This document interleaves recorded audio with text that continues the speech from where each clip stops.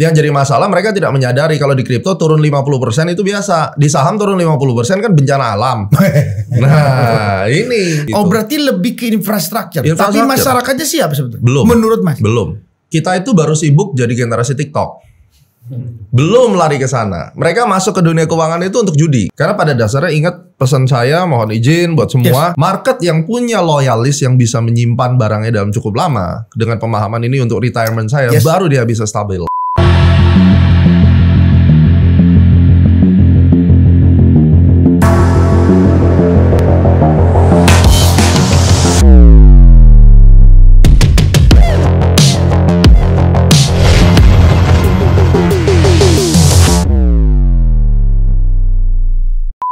Ketemu lagi di Ngobrol Asik. Sekarang saya kedatangan tamu dan waktunya memang juga repot juga nih orang. Karena dua profesi hebat yang dijalanin. Sebagai pilot sukses, sebagai trader juga sukses. Pasti semua orang tahu. Gema Guyardi. Thank you Mas Anang, luar biasa. Ini nggak tahu nyebutnya ini pilot atau trader nih.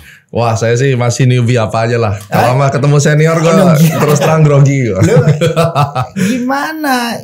Terkenalnya sekarang jadi astronot. Apa ini astronaci sebetulnya? Banyak orang nggak tahu.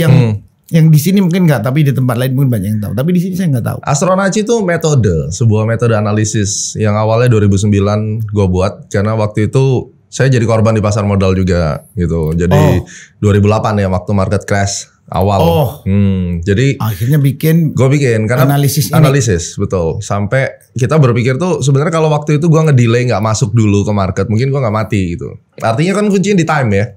Kalau kita tahu waktunya, nah astronaci itu kita bicara astrologi dan Fibonacci. Jadi menggunakan planetary cycle for timing the market. Yang pada akhirnya setelah perjalanan 2017 itu mulai dapat international recognition dari jurnal. Terus disertasi doktoral saya tentang astronaci 2021 dan berhasil tembus. Ya, serius akhirnya makanya perjalanannya dari 2009 kan kita perjuangkan sampai 2021. PhD-nya itu gitu. Wih. PhD-nya udah itu ya. Tentang astronaci. Jadi ini sekolah kan jadi berarti di situ waktu itu. Iya, jadi waktu aku ngambil S3 kan kalau S3 kan kuliah setahun, sisanya kan research. Nah, research ini kita udah ada bahan kan. Jadi supaya metode ini tuh sah sebagai keilmuan, maka ini harus diluluskan jadi program doktoral itu disertasinya kita buktikan. Dan itu pertama kali di Indo ada yang berani ngangkat itu kan, karena dosennya juga akhirnya saya kuliah di Jakarta, pembimbing saya Prof. Imam Ghazali dari Undip. Akhirnya terbang mondar mandir itu karena nggak ada yang bisa mengerti itu gitu. Nah akhirnya. Berarti sampean di sana? Mondar mandir karena dosen saya di Semarang, jadi kalau bimbingan saya ke Semarang. Waduh.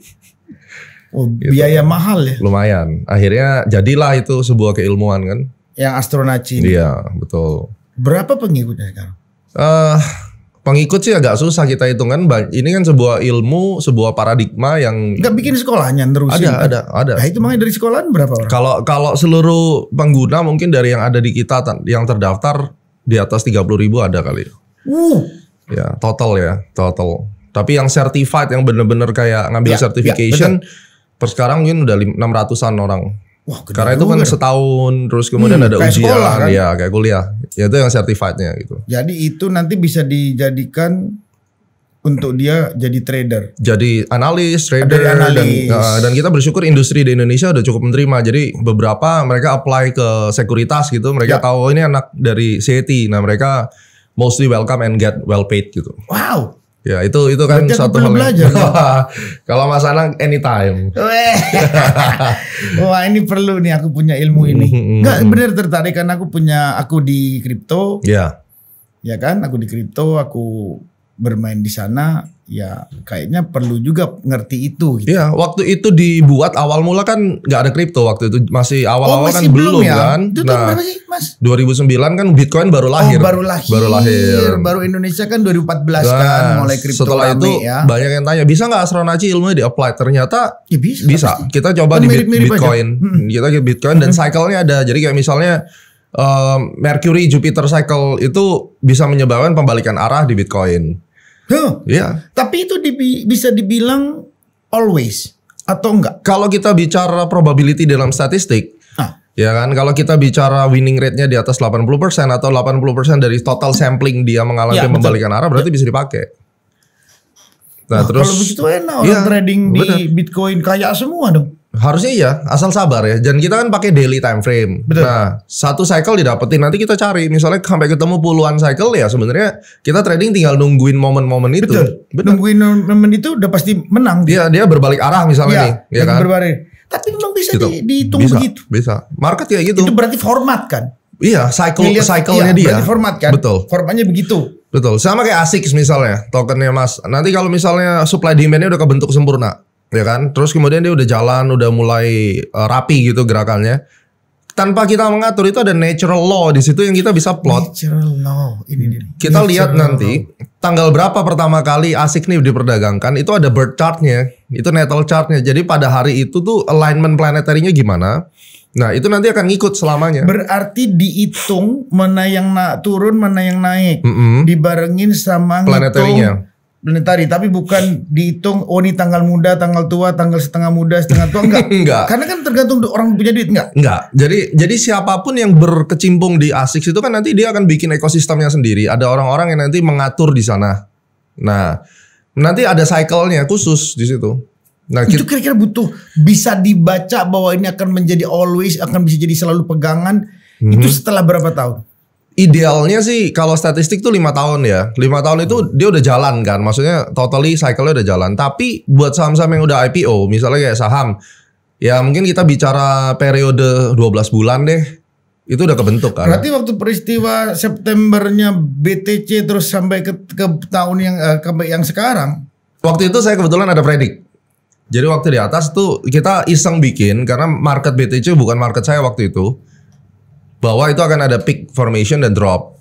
Ternyata drop beneran. Cuma kan aku nggak aktif di market itu jadi nggak terlalu pusing. Ya udah asal bikin analisis aja ya, ternyata kejadian. Dari sana saya mulai dalemin lagi.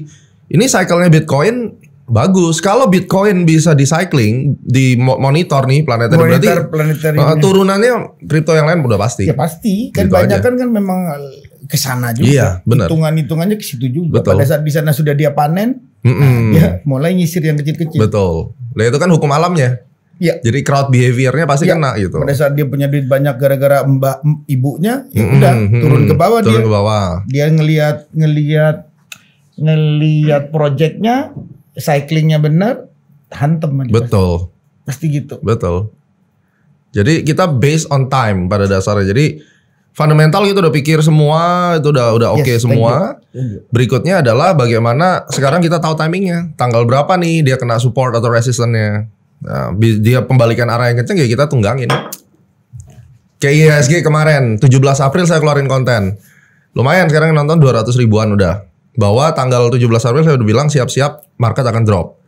2 minggu kemudian kan hancur kan, IHSG-nya turun 11% misalnya. That's timing sama. Oke, masa depan kripto menurut Mas kayak apa di Indonesia? Kripto di Indo sih keseluruhan menurutku at the end orang akan ke kripto. Mungkin In the end orang akan ke bermain di kripto. Karena kripto ini sudah membuktikan perjalanannya katakan sejak 2009 sampai sekarang. Yep. Ya kan? At least 15 years ini perjalanannya perjalanannya kenaikannya ada naik, unbelievable. ada turun. Tapi Kan FOMO-nya publik tinggi sekali. tinggi. Dan kita tuh nggak perlu market yang selalu naik. Turun pun Tidak harus. perlu Market yang selalu yang naik nggak selalu perlu. naik. Dengerin tuh Ja. Lu beli kemarin punya sebelah lu beli. Pada saat lu untung bagi-bagi juga kagak. Rugi di ngamuk-ngamuk. Lalu saya bilang sama dia, jangan ribut, saya bilang. Memang begitu kan Mas ya? Benar. Itu hal normal. Normal dan satu-satunya nih benefit buat kripto ya. Kalau kita bicara mengelola dana kan kita pisah, ada saham, ada CFD. Nah, hanya kripto yang menurut saya bisa multi bagger. Nah, multi bagger itu multi bagger itu apa Mas? jadi multi bagger di dunia saham itu dia beli saham bisa naik berlipat-lipat. Oh, oke. Ya kan? Yes. Nah, kita ngomong deh yang kemarin habis dicaci maki seluruh dunia Luna nih contohnya. Ya, Luna. Luna itu ketika dia hancur-hancuran, itu banyak teman-teman saya yang spekulat masuk. Taruh uang 9 juta, 10 juta jadi 1 Betul. M. Oke, Arti- jadi 1 M. jadi 1 dengan M. begitu cepat, tapi Cepat. juga langsung boom. Artinya ya dia pasti jual dong. Kalau udah 10 juta Oke. jadi 1 M kan. Itu jual. Jual. Nah, artinya apa? Hanya di kripto yang Yang bisa begitu. Nggak, saham nggak mungkin. Saham nggak bisa begitu. Nggak bisa. Kripto bisa begitu. Bisa. Makanya jangan julid sama koin-koin orang. Oh, makanya Gitu loh. jangan julid sama koin-koin orang. Nah, ini orang ini. Iqbal. Ya udah jangan gitu udah. Jadi bukan begitu ya, tapi nature-nya kripto memang volatile. Nature-nya volatile-nya ekstrim. Ekstrim, volatilenya ekstrim. Makanya di dalam dunia kripto. Jadi menurut Mas Guyardi ini keniscayaan masa depan. Iya. Karena saya percaya dengan adanya Yuan sudah bikin digital currency, arahnya pasti ke sana. Karena pasti akan ada pihak-pihak yang butuh tandingan dari fiat currency. Yes. Itu udah pasti. Udah pasti. Nah, Pengamatan seorang Guyardi begitu. yes. Jadi Mas yakin bahwa kripto akan menjadi hal yang jauh lebih dari yang hari ini pemerintah menyatakan bahwa ini aset. Ya. Jadi akan bisa currency. Akan, harusnya ya. Pandangannya Mas berapa tahun? More than 10 years. Suwe Mas. Memang lama. Karena ini nanti akan inline dengan metaverse. Metaverse jalan, terus kemudian Apa repotnya metaverse jalan? karena kan uang-uang ini mungkin akan dibutuhin nanti di dunia metaverse-nya, bukan di dunia realnya. Beberapa negara tidak akan mengizinkan bahwa mata uang kripto ini akan menjadi alat pembayaran, mungkin tidak. Beberapa negara setuju. Ya. Tapi kan ini kecenderungannya untuk memakai BTC menjadi underlyingnya mereka. Kayaknya agak Kan berat. nambah tapi kalau- setiap tahunnya nambah negara pakai negara-negara. Betul. Cuma kan ini butuh waktu. Dan Butuh waktu. dari prediksi saya, in the next 10 years tuh masih banyak gejolak yang harus dihadapin. Dan nanti kripto ini akan digunakan. Dan menurut saya nih, Yes. COVID itu salah satu pintu gerbang untuk mereka punya alasan pakai yang namanya Bitcoin. Oh, kok ke sana? Karena tanpa adanya COVID, digital technology itu tidak punya kesempatan berkembang. Ini. Dan sekarang COVID udah lewat. Ya. Bersamaan dengan COVID, hype-nya dapat.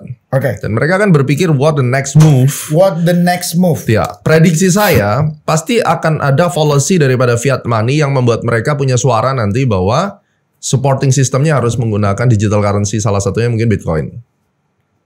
Tapi dari fiat Enggak. usulannya Ya, usulannya iya dong. Kan mereka akan cari cara sebagaimana mungkin caranya bahwa supaya dia nggak hilang. iya, bahwa ini kondisi-kondisi ekonomi yang seperti sekarang itu mungkin nanti hyperinflation muncul, habis itu US dollarnya terlalu strong atau kayak gimana kan kita belum tahu nih. Maka dicari alternatif. Bukannya dia takut kalau BTC naik terus dipakai, Amerikanya Justru kan sekarang kan kita tahu tukang pom-pom terbesarnya ada di mana sekarang.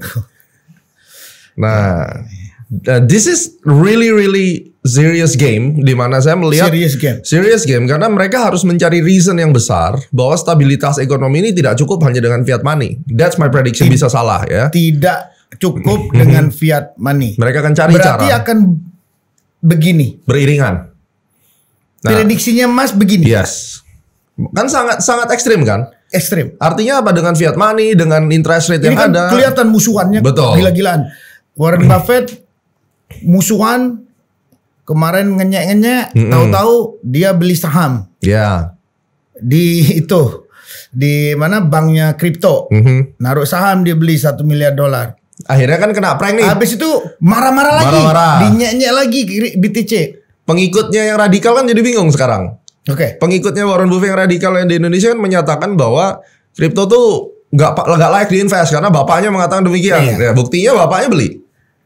Nah makanya. Ya kan susah. Memang di dalam konsep saya kalau saya bilang tuh ini gengnya Illuminati lah yang main ibaratnya. Kok sampai ke sana? Loh iya dong. Rothschild gang dong yang ngatur kan ibaratnya. Dan itu landasan kita untuk mempredik kayak misalnya waktu kalau Mas Anang lihat konten saya COVID selesai kapan kan saya udah kasih tahu 2020 termasuk vaksinnya keluar kapan. Itu ada big restart 2 kontennya. Dan terjadi.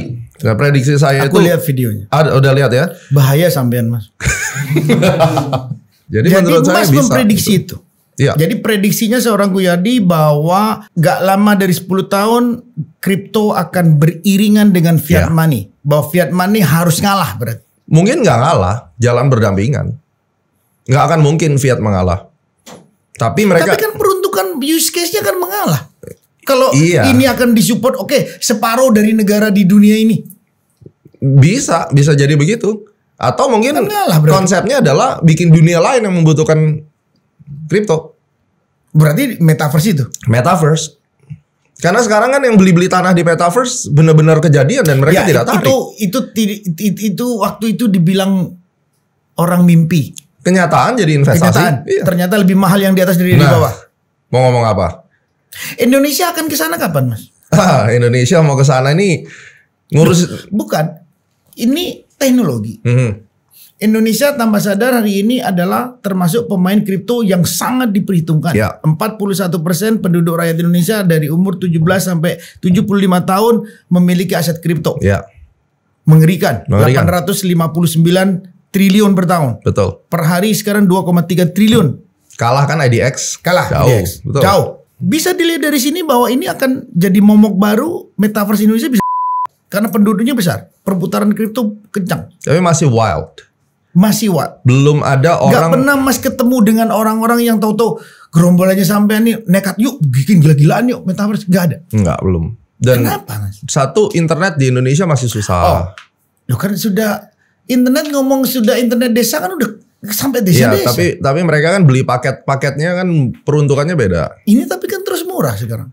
Iya, cuma kalau kita lihat dari speed, terus kemudian dari edukasi literasi mereka. Speed kan sudah mulai pergantian satelit banyak.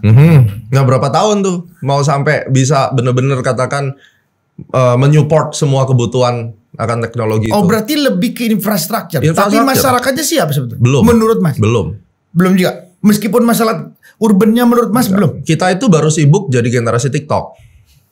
Belum lari ke sana. Mereka masuk ke dunia keuangan itu untuk judi. Nah, yang dimaksud Mas dunia berarti DeFi dong. Itu kan gak DeFi. Nanti di metaverse kan gak DeFi. Maksud saya begini. Orang yang bersentuhan dengan kripto dan NFT, ya, secara culture, mereka itu belum berpikir untuk ke sana. Bahkan nggak kepikiran sama sekali untuk ke sana. Mereka menyentuh dunia ini itu masih dalam tahap yang super baby. Masih FOMO, masih cari pelarian dari COVID kemarin. Dan kemudian masih berjudi. Jadi belum sampai mikir ke sana gitu. Jadi pandangannya seorang Guyadi bahwa kripto ini hari ini scalper doang. Iya, nggak ada yang namanya gue mau simpan panjang gitu. Investasi. Nggak ada. Mas nggak diskusi ngomong ke Bapak Peti atau ke pemerintah atau ngomong apapun. Mas suaranya didengar loh. Iya, cuma saya belum akan bicara ke sana terlalu jauh. Sekarang pemerintah ini harus merapikan dulu tentang financial fraud yang ada. Ini masih berkeliaran masalahnya. Itu iya, tapi kan itu ada di dunia yang lain, bukan di dunia yang baru ini. Mas, dunia yang baru ini kan sekarang ngoyok nih, ngoyok kepingin, ayo dong regulate gua dong yang baik dong, jagain gua dong. Karena kan rakyat udah terlibat banyak nih. Yang jadi masalah orangnya nggak cukup buat ngurusin itu masalah. Kalau Mas Anang lu kalau pinter ikut jangan ngomong doang. Aduh, Rizal pinter Pak, tapi ngomong doang nggak mau ikut. Nah, ikut partisipasi ke pemerintah dong, ya kan? Harus ikut. Iya kan sekarang. Butuh berarti sekarang. OJK itu udah ngurusin saham, ngurusin pinjol udah pusing. Bapak Peti ngurusin yang lain-lain juga udah begitu. Robot aja berapa banyak. Gitu. Oke. Idealnya melihat percepatan kripto yang terjadi. Sedemikian juga rakyat sudah terbius. Ya. Sementara kita melihat perjalanan regulasinya masih belum cepat menanggapin. Setuju. Ini. Apa perlu untuk dibangun badan lagi yang benar-benar isinya adalah nomenklatur tentang yang menyangkut dunia baru ke depan. Saya setuju itu. Jadi dibikinin aja. Bikin. Jadi misalnya Bapepti itu sebenarnya kan perdagangan komoditi berjangka. Ya. Jadi janganlah lari ke kripto mengawasi kalau nggak ada orang. Nanti ujung-ujungnya blunder. Nggak ada yang punya pengetahuan di sana, tidak menggandeng pihak ketiga dari praktisi, tapi mereka ingin mengontrol. Nah kalau yang mengontrol tidak memiliki capability untuk mengontrol, apa jadinya ini? Setuju. Lebih baik bikin satu badan khusus pengawas perdagangan cryptocurrency. Itu jalan. Baru ada bursanya. Bursanya di bawah mereka. Dibarengin aja. Langsung dijaga semua nih. Ceksnya dijaga, ceksnya langsung. Betul. Nah cuma kalau kita bicara tentang pump and dump itu susah dikontrol. OJK aja nggak bisa ngontrol emiten. Yang masalah saham. Tapi itu aja susah dikontrol. Tapi mungkin kita bisa filter pertama waktu dia mau listed tokennya. Nah itu disaring. Nggak semua orang bisa. Berarti ini suruh tumbuh juga bahwa dari bawah. Kamu punya asosiasi dong. Betul. Biar connect dengan apa yang direncanakan pemerintah supaya gampang ngawasinya. Nggak terlalu liar. Agree. Itu maksudnya Itu baru menurut bisa Mas jalan. Guyadi itu idealnya. Idealnya begitu. Dari cerita dari internasional. Iya. Pandangannya Mas Guyadi begitu. Pandangan saya begitu. Wow, keren.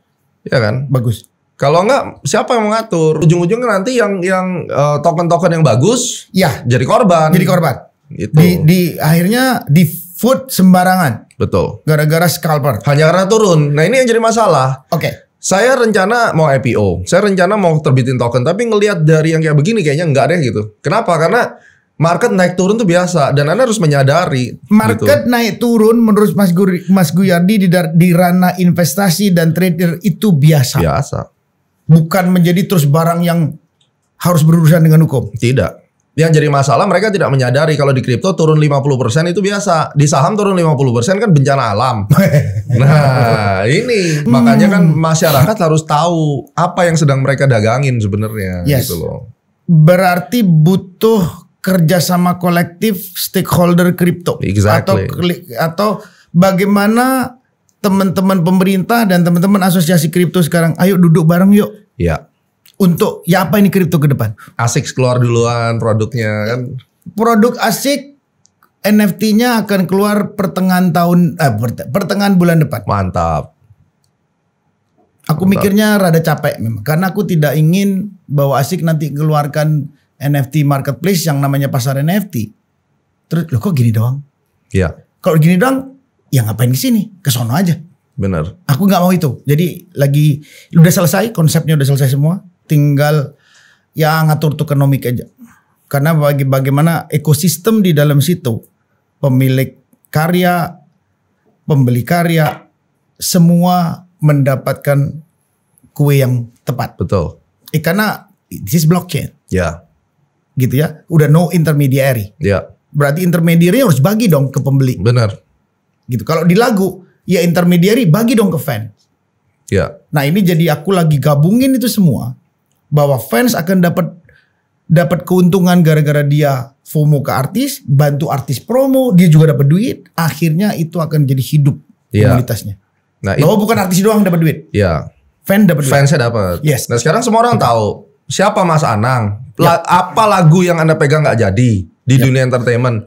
Nah, ini modal kalau menurut saya dan saya rasa dengan NFT yang baru tadi, masyarakat akan tahu ini ekosistem yang aman dan saya bisa invest di sini. Karena pada dasarnya ingat pesan saya, mohon izin buat semua, market yang punya loyalis yang bisa menyimpan barangnya dalam cukup lama dengan pemahaman ini untuk retirement saya, baru dia bisa stabil. Baru dia itu hampir dibilang itu pasti works gitu. Pasti works. Pasti work. Ya, dan Di dunia investasi. Di dunia investasi. Pasti Kalau work. di saham kan yang dukung kan aset manajemen, dana pensiun. Betul. Ya, gitu. itu ya terusannya ya. Ya. Oh berarti ini kalau doing itu dengan tepat works. Works. Karena terbukti kan. Kayaknya perlu diundang ke ASIC beneran. Nah, kita kan udah era euforia udah selesai. Nah, sekarang pandemi sudah menjadi endemi. Endemi, ya kan? betul. Mari Udah waktunya cari uang. Kita pikirin sekarang bagaimana meng-create pasar kripto ini supaya menjadi mature market yang bukan lagi Mature untuk market. mainan-mainan aja gitu loh. Bukan mainan. Berarti berharap bahwa asosiasi tumbuh supaya tidak sendirian pemerintah untuk menjaga kripto ini. Iya. Oke. Kan kayak Pak Oscar dari Indodax misalnya, itu kan termasuk inisiator ya. Betul, inisiator. Ya beliau harus yang maju pertama dong paling depan. Karena saya bukan orang kripto gitu kan. Nah, saya bisa memberikan advice, paling nggak kita tiru lah dari market yang lain yang sudah established di Indonesia untuk 30 tahun yang lalu, dari 30 tahun terakhir gitu. Astronaci bisa ngamatin kripto. Bisa. Dan kita memang udah mulai keluarin produk kripto. Kripto. Udah kita keluarin dan tidak mudah untuk berpindah ke market ya, terus kemudian harus mempertanggungjawabkan analisisnya. Ya.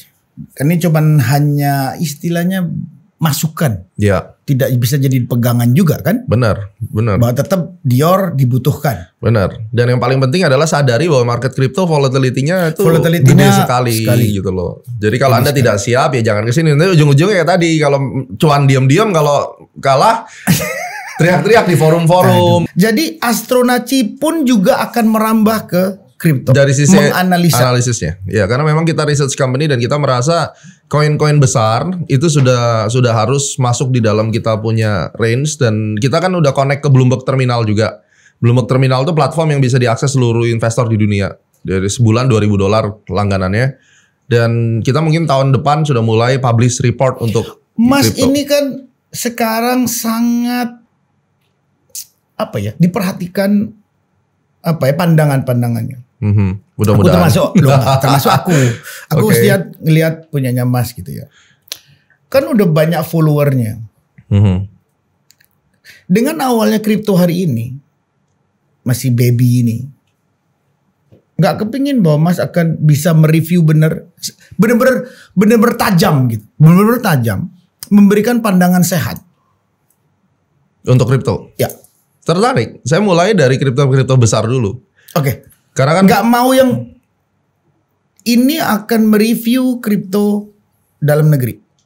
Kenapa? Aku kepingin ada orang yang benar-benar seriously memberikan pandangan-pandangan tajam terhadap setiap kripto yang lahir.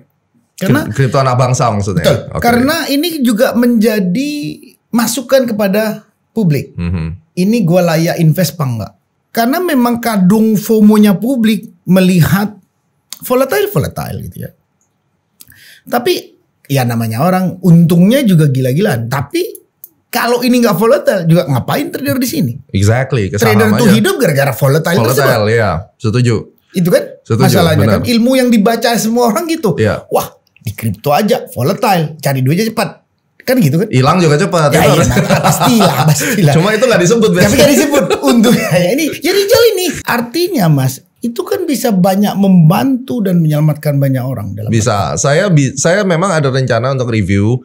Tapi itu tadi yang anak bangsa ini proyeknya belum ada yang jalan. Jadi apa yang mau direview kan nggak ada. Oke. White paper tuh white paper, tapi di Indonesia tuh sayangnya white paper itu tidak diwajibkan bahwa lu harus ada. Sedangkan kalau di saham kan prospektus itu Wajib. bukan wajib, Ya. tapi dari yang dia sudah punya. Itu memang ada. Emang nyata, ada. Ada nyata. Fakta. Kalau kripto kan kebalik. Ya karena SEO. Launch duluan, Launch baru duluan baru ada konsepnya keluar. Ini Jadi kan orang beli mimpi. benar, beli mimpi kayak konsepnya startup mau dibeli venture capital masalahnya. Oh akhirnya terjadi sekarang kejadian startup. Banyak hancur kan? Sama sebenarnya. Ini siklus gak startup hancur nih? Ini baru awal kan, karena startup baru booming, habis itu baru sekarang mulai Sekarang berjatuhan. ini memang siklusnya harus Siklusnya, ngalamin ini. iya, karena- Ini akan bisa jadi pegangan Mas kayak menghitung bahwa ini akan jadi bisa cycle yang dibaca terus. Iya, berikutnya nanti ada gelombang lagi. Kan semuanya kan bisnis ada bisnis cycle ya. Betul. Dan kripto di Indonesia sekarang kan lagi dalam pointing down sebenarnya. Pointing down.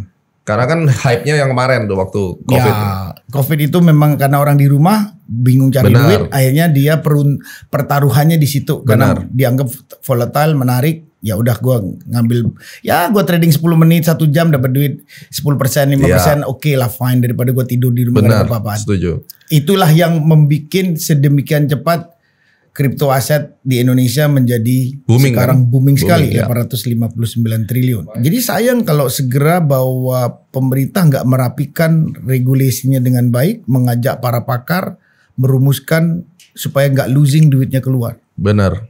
Harus segera. lari dicek, jangan di DEX, bahaya. Ya, Rugi juga negara nggak bisa tarik tax. nggak bisa, benar. Pada saat dicek dia bisa mengkolek tax dengan baik. Iya, ini bisa another income ya. Semoga Another income buat negara. Bu Sri Mulyani bisa lebih fokus untuk kesini juga. Karena ini menarik untuk diregulate gitu. Menarik untuk diregulate. Jadi Mas setuju untuk segera bahwa bursa itu hidup, segera pakar-pakar duduk dengan pemerintah, DPR untuk duduk bareng-bareng. Yuk diurus yuk ini. Iya. Karena Walaupun ya orang ketawa, namanya Devi kok dibikin bursa kan gitu kan. Orang sih. ketawanya kan gitu sebenarnya. Betul. Tapi ya tiap negara punya aturan yang berbeda lah. Nah, gitu. ya kan masalahnya kan centralized nggak apa-apa juga. Iya, ekosistemnya di Indonesia beda Nggak gitu aja. apa-apa. Iya nggak apa-apa kan negara punya ide sendiri kan Iya. boleh nggak ikut ya nggak apa-apa juga kan. Setuju. Harus berani menentukan. Oh nggak gitu, Amerika begini nanti kok jadi ikut Amerika? Ya? Iya.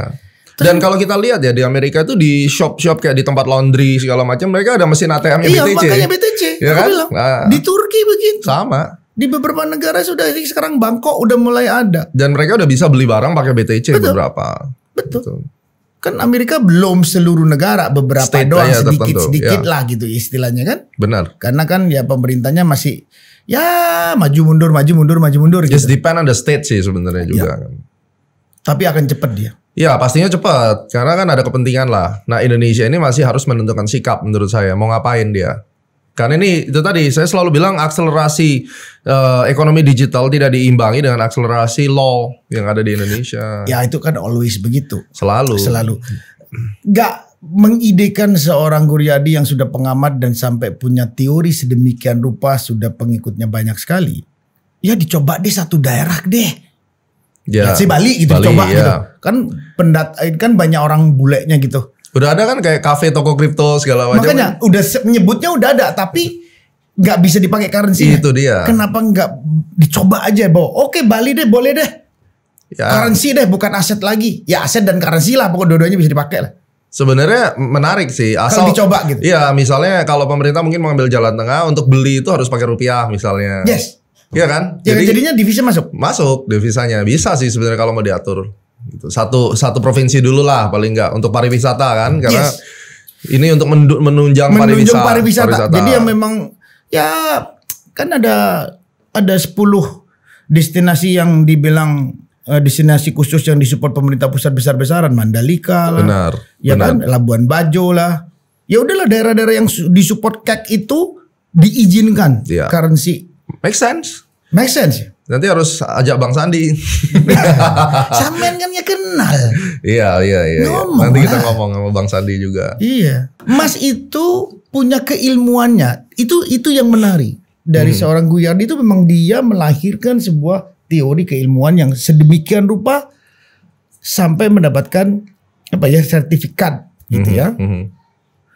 Bahwa Mas tuh benar gitu, bisa dipakai ilmunya ini. Yeah. Jadi pada saat Mas ini mendobrak pemerintah, memberikan masukan pemerintah berdasarkan keilmuan tersebut, itu pemerintah layak untuk memikirkan. Gitu. Ya, demi kemajuan bangsa sih. Sebenarnya. Demi itu, karena bukan omongan yang tak berdasar artinya. Ya kalau Anang suruh nyanyi aja. Gitu. Itulah yang aku ingin usul ke Mas, untuk Mas bisa menyuarakan ke pemerintah, ke parlemen, bahwa ini nggak cepet nih. Kalau melihat pertumbuhan yang terjadi sedemikian cepatnya nih. Ya benar. Iya kan Mas? Itu setuju. Jadi apapun resultnya tetap memang harus ada badan regulator yang memang yang mengawasi. Yang benar nih. Ya. Jadi isinya yang terkait. Benar. Ya ada OJK lah, ada ini kumpul jadi satu gitu. Ya.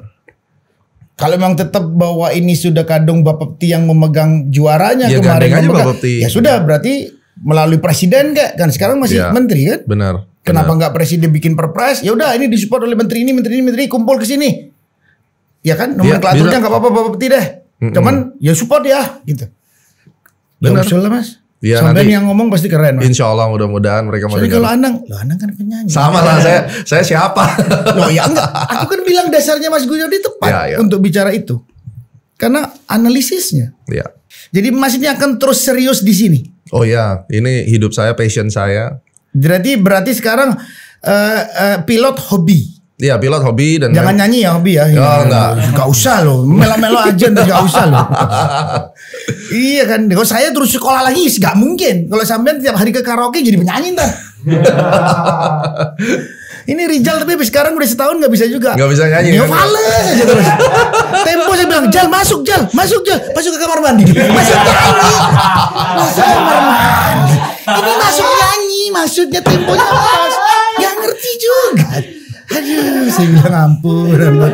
Jadi guys, ada ilmu banyak pertemuan kita dengan Mas Guryadi. Terus terang aku happy bisa aku juga happy dekat sedemikian dekatnya dengan beliau ini, karena saya terus terang pasti akan banyak belajar dari beliau karena sudah punya metode yang menurut aku juga sudah bisa dipakai oleh kita semua, para trader, pemain kripto maupun yang di pemain saham, karena ilmunya bisa dipakai ke sana. Benar. Sekolahnya ada udah Mas? Udah ada. Kita kalau yang certification dari 2012. Jadi udah 10 tahun yang certification yang nggak terasa sih. Buat yang serius ya, yang benar-benar dia mau punya credential. Nggak bisa sekolah pakai Zoom? Bisa, mostly online.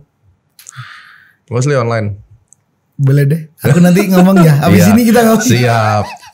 Serius Mas, aku mau belajar. Aku mau belajar. Karena aku melihat apa yang Mas jelaskan ini layak untuk aku pelajari. Siap. Aku ingin belajar itu. Jadi guys, pertemuan kita banyak hal yang positif. Mudah-mudahan teman-teman yang ada di kripto, yang jadi trader di kripto, mau investasi kripto, masukkan sedikit ini. Mudah-mudahan bisa jadi pertimbangan dan kalian mau Dior untuk setiap keinginan kalian untuk trader maupun untuk menginvest. Meskipun pandangan beliau tadi menarik, saya pun menjadi akan nggak main-main mengurusin Asik Plus hari ini. Yang setelah selesai migrasi, saya akan benar-benar dalam waktu dekat ini akan meluncurkan use case dari token kita yaitu pasar NFT dan mudah-mudahan cepat juga sampai ke metaverse-nya. Luar biasa. Jadi saya doakan keseriusan itu. Sukses terus. Terima kasih Mas Guryadi dan terima kasih Mas Jody sampai Terima di sini. kasih. Gak berasa lumayan loh kita ngomong. Iya. Jadi guys, mudah-mudahan kalian bisa mengambil hal yang positif dari sini dan ketemu lagi dengan Mas Guryadi. Kalau ada masukan silakan tulis. Mau kepingin Mas Guryadi panggil lagi Mas. Oke. Silakan tulis masukannya dan ketemu lagi guys. Bye bye. Thank you Mas.